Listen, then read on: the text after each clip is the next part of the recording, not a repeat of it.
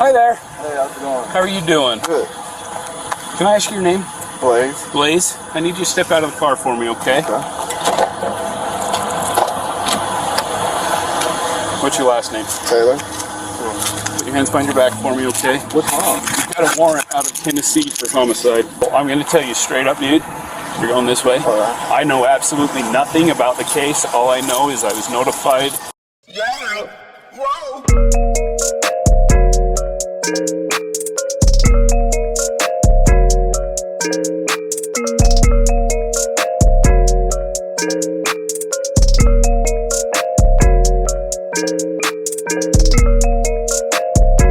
Todd-Town family, what's the biz? Y'all already know what it is, man. Sending that positive energy to my Todd-Town family. Y'all know how I rock.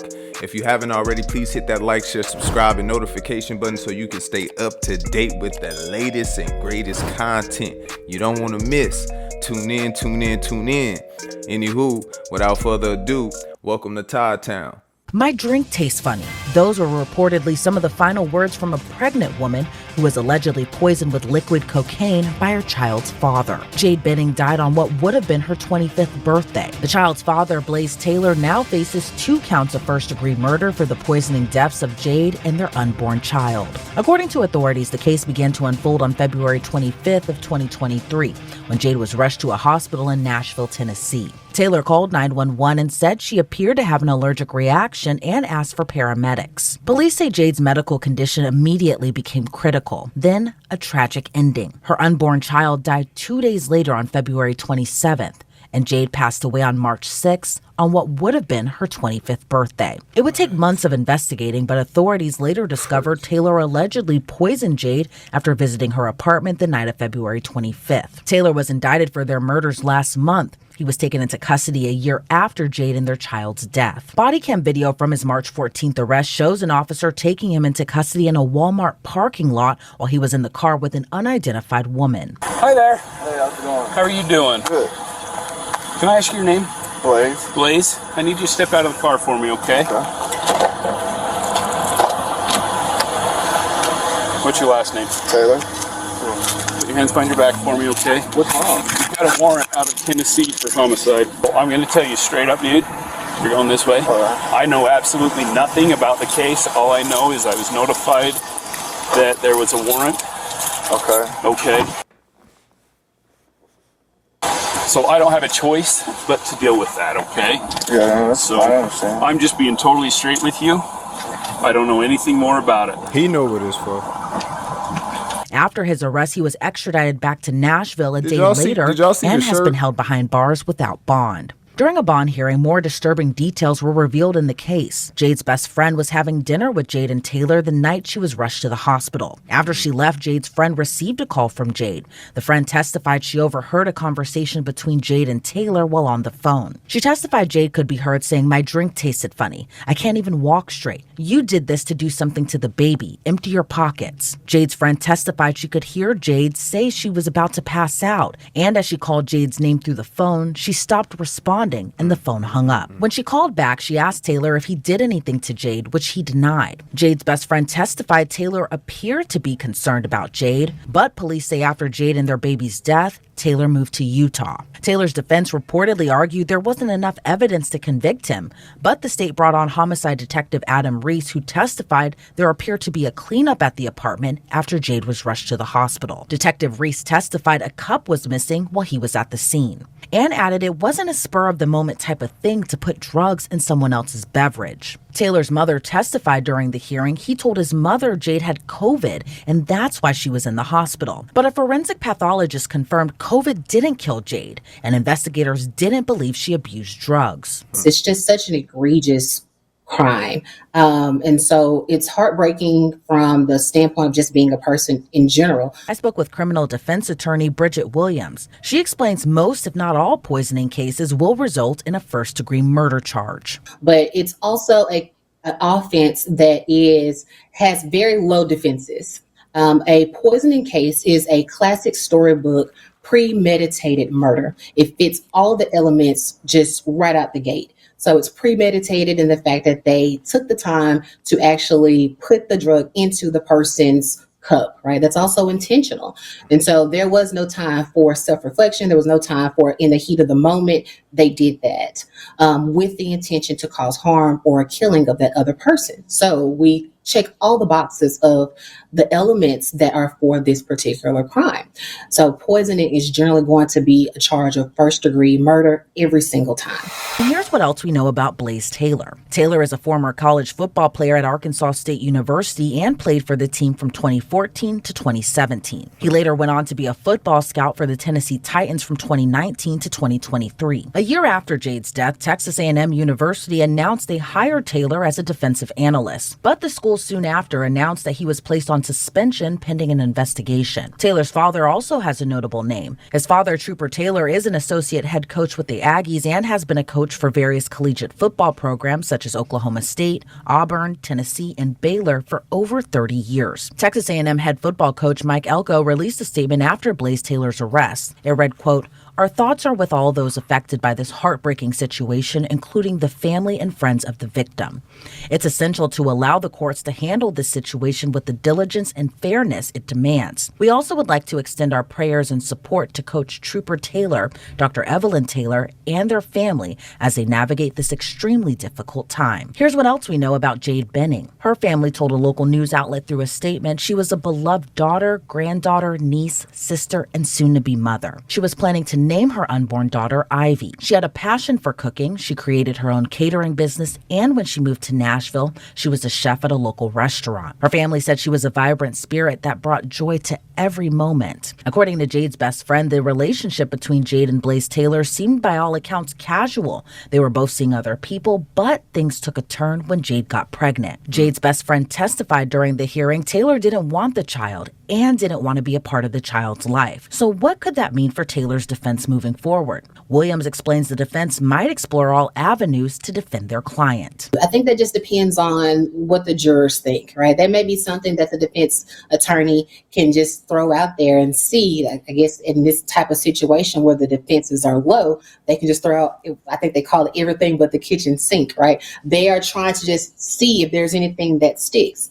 And he could have been nervous as a first-time father, never have gone through this before, right? But does that rise to the level of giving a defense for first degree premeditated? I thought this through. I had to get the drug in order to make sure that it was something that could be strong enough, potent enough to kill another person, right? Again, we're going into calculated, premeditated, and then intentionally killing this young woman and her unborn child. So there's other ways to handle issues such as this if you are going to be a first-time father. There are multiple ways, but premeditated, I don't know if a juror would take that as something to say, well, yes, this is a defense to killing of another person. But Williams says the prosecution definitely has the advantage when it comes to this case. I 110% believe that the prosecution has more of an advantage here, but we never know. Several things come out during trial that we don't always know at the beginning. Right now, we just know what things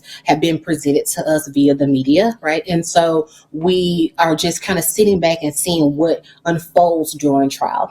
The defense counsel doesn't have to give all of their evidence prior to trial like the prosecution does. They have to give all of their evidence up front. The defense counsel can wait and give their evidence during the trial period. And so we can just kind of wait and see what happens during the defense case in chief.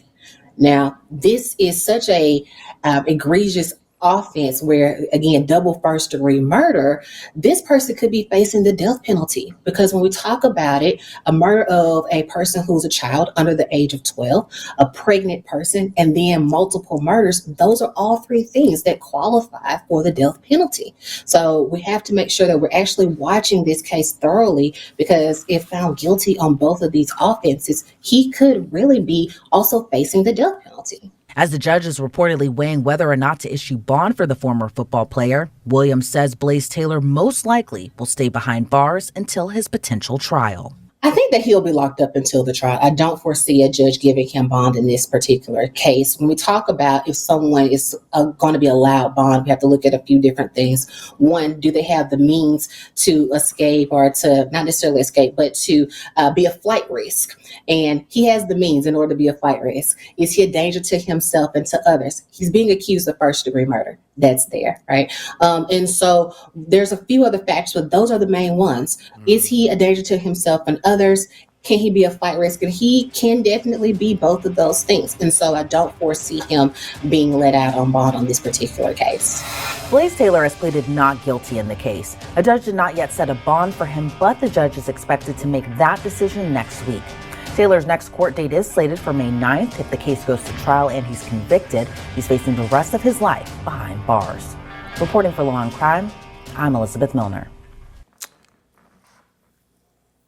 Man, it's got to be the worst feeling, to get pregnant by somebody who truly don't like you, Like she mentioned, it was other ways, to go around that. I definitely don't think it was first-time nervousness. I've seen some first-time nervousness fathers, and that was not their approach. Okay, goofy, man. Come on, man. I bet without a doubt that she would have done just fine raising that child alone. Okay, you got women out here that's doing it every day, independently. Okay, strong. So the fact that you thought to unalive both of them because for you just didn't want the responsibility. Come on, man. That's crazy. That's crazy. That's unfortunate. And I want to say, I bet the best friend said she was on the phone and she mentioned something like, she said she couldn't walk, she can't see. You did this because you didn't want the baby. So that statement right there alone goes to show you that it was already back and forth from him having, and they clearly stated it. But gosh, man, that was so. It's there.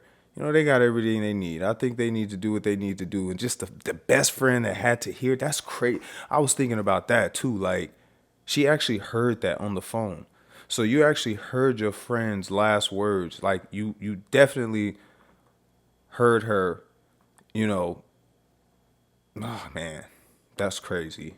RP to the baby, RP to the young lady. Like I say, without a doubt, she wouldn't have had no issue raising that child. So that didn't have to happen.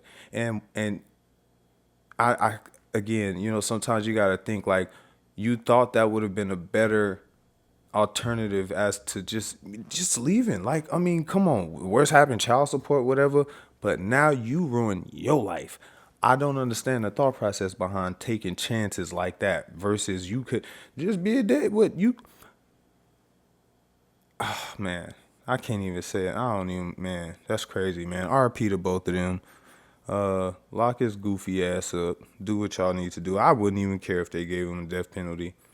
You know what I mean? Like I say, it's laws out here. It's rules, man. And I stand on a lot of that business when it comes to things like that, man. You taking innocent lives like that, I don't condone that, especially with kids involved. Nah, man, we ain't doing that. I don't care what they do with them. You know what I'm saying? RP to both of them. Y'all already know how I go. Like I say, you play stupid games, you win stupid prizes. We don't condone that shit over here.